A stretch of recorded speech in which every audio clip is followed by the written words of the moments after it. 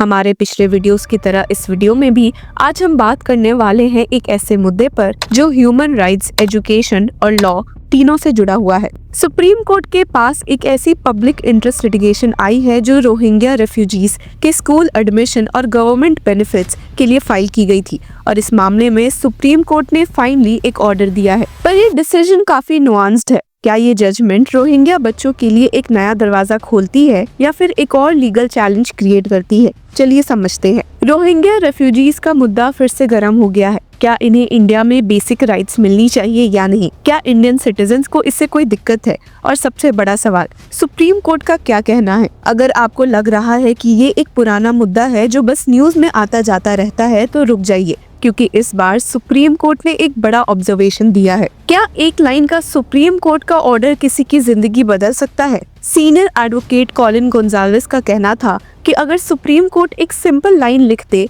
तो 500 रोहिंग्या बच्चों को तुरंत स्कूल एडमिशन मिल सकता है। पर कोर्ट ने ये कहने से इनकार किया है या नहीं, आइए इस केस की पूरी कहानी देखते हैं। ये पब्लिक इंटरेस्ट लिटिगेशन एक NGO Rohingya human rights initiative ने फाइल की थी, जिसमें डिमांड था कि रोहिंग्या बच्चों को बिना आधार कार्ड के स्कूल एडमिशन मिले। पर ये केस सिर्फ एजुकेशन तक सीमित नहीं है। एनजीओ ने एक और बड़ी डिमांड रखी है, रोहिंग्या रेफ्यूजीज को गवर्नमेंट हॉस्पिटल्स में ट्रीटमेंट मिले, सब्सिडाइज्ड राशन मिले जो अंत्योदय अन्न योजना या फूड सिक्योरिटी एक्ट के अंदर दिया जाता है। बेसिकली ये पब्लिक इंटरेस्ट लिटिगेशन ये मांग रख रही है कि इन रिफ्यूजीज को वही फैसिलिटीज मिलनी चाहिए जो इंडियन सिटीजन्स को मिलती है, चाहे उनके पास इंडियन आईडी हो या ना हो। पर ये बात उतनी सिंपल नहीं है जितनी लगती है। एक तरफ ह्यूमैनिटेरियन एंगल है कि इंसानियत के नाते हर किसी को बेसिक एजुकेशन और हेल्थ केयर मिलना चाहिए। दूसरी तरफ नेशनल सिक्योरिटी और इमिग्रेशन लॉज का भी एक बड़ा कंसर्न है। क्या एक कंट्री किसी भी रेफ्यूजी ग्रुप को अपने सिटीजन्स के बराबर राइट्स दे सकती है?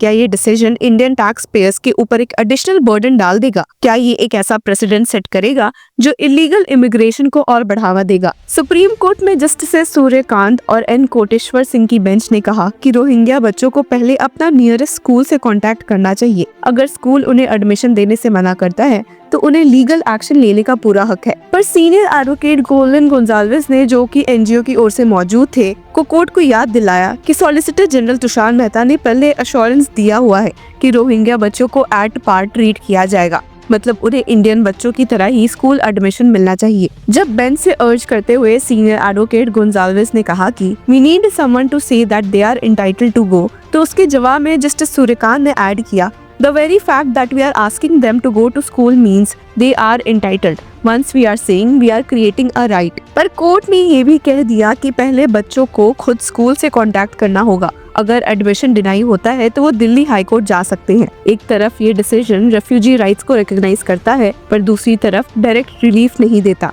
अब सवाल ये है कि ये एक बैलेंस्ड अप्रोच है या लीगल हर्डल्स और बढ़ गए हैं। और अगर रोहिंग्यास को एज इंडियन सिटीजन्स जैसे ट्रीट किया गया तो भी इस मामले में बिगेस्ट चैलेंजेस हमारे सामने आते हैं। पहला है आधार कार्ड का इशू। रोहिंग्या रेफ्यूजीज के पास आधार नहीं है और ये एडमिशन का एक मेजर हर्डल बन गया है। दूसरा है गवर्नमेंट का इस मुद्दे पर स्टैंड। सरकार का कहना है कि ये नेशनल सिक्योरिटी का इशू है और उन्हें वेरीफाई किए बिना कोई भी गवर्नमेंट बेनिफिट नहीं दिया जा सकता। तीसरा है जुडिशियल पाथ। सुप्रीम कोर्ट ने बोला कि अगर स्कूल्स एडमिशन डिनाई करे तो हाई कोर्ट का ऑप्शन अवेलेबल है, पर क्या हर रेफ्यूजी फैमिली के पास इतना लीगल सपोर्ट है कि वो कोर्ट तक जा सके? रोहिंग्या रेफ्यूजीज मेनली दिल्ली के शाहीन बाग, कलिंदी कुंज और खजूरी खास एरियाज में रहते हैं। एनजीओ के हिसाब से इन एरियाज में रहने वाले बच्चों को न सिर्फ स्कूल एडमिशन बल्कि बेसिक हेल्थ केयर भी नहीं मिल रहा, सिर्फ इस वजह से कि उनके पास प्रॉपर आईडी प्रूफ नहीं है। अगर हम यूएनएचसीआर की बातें करें तो उनका कहना है कि रेफ्यूजीज का एजुकेशन और हेल्थ केयर एक बेसिक ह्यूमन राइट है, पर इंडियन का लॉ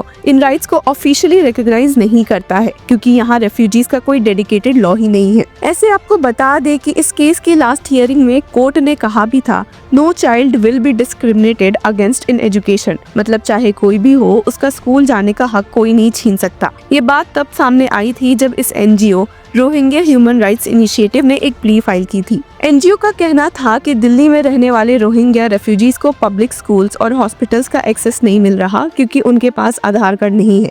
कोर्ट ने कहा कि ये डिस्क्रिमिनेशन नहीं हो सकता, जिसके साथ ही ये सवाल उठा था कि ये लोग रह कहाँ रहे हैं। बेंच के जजेस, जो कि जस्टिस सूर्यकांत और एन कोटेश्वर सिंह थे, ने कहा कि हमें ये जानना जरूरी है कि ये रोहिंग्या फैमिलीज कहाँ रह रही है, किस घर में है और उनके डिटेल्स क्या है, क्योंकि अगर ये किसी ऑर्गेनाइज्ड कैंप में है तो रिलीफ का तरीका अलग होगा और अगर ये रेंटेड अकोमोडेशंस में है तो सोल्यूशन कुछ और हो सकता है। सीनियर एडवोकेट कॉलिन गोंजाल्वेस, जो एनजीओ की तरफ से कोर्ट में अपीयर हुए थे, उन्होंने बताया था कि ये लोग शाहीन बाग, कलिंदी कुंज और खजूरी खास जैसे एरियाज में रह रहे हैं। इनमें से कुछ स्लम्स में हैं और कुछ रेंटेड हाउसेज में। He had stated, in Shaheen Bagh and Kalindi Kunj, they are residing in slums, while in Khajuri Khas, they are residing in rented accommodations. इस प्ली में सुप्रीम कोर्ट से एक डायरेक्शन की मांग की गई थी कि वे सेंटर और दिल्ली गवर्नमेंट को रोहिंग्यास को पब्लिक स्कूल का एक्सेस दे, जो कि उन्हें आधार कार्ड की अनअवेलेबिलिटी की वजह से नहीं मिल रहा था। एडवोकेट ने स्टेट किया था कि they are refugees having UNHCR cards and therefore they can't have Aadhaar cards, but for want of Aadhaar they are not being granted access to public schools and hospitals. इसके साथ ही इसलिए उन्होंने supreme court से सिर्फ एक line का order भी देने को कहा था जो रोहिंग्या रेफ्यूजीज के लिए रास्ता खोल देता।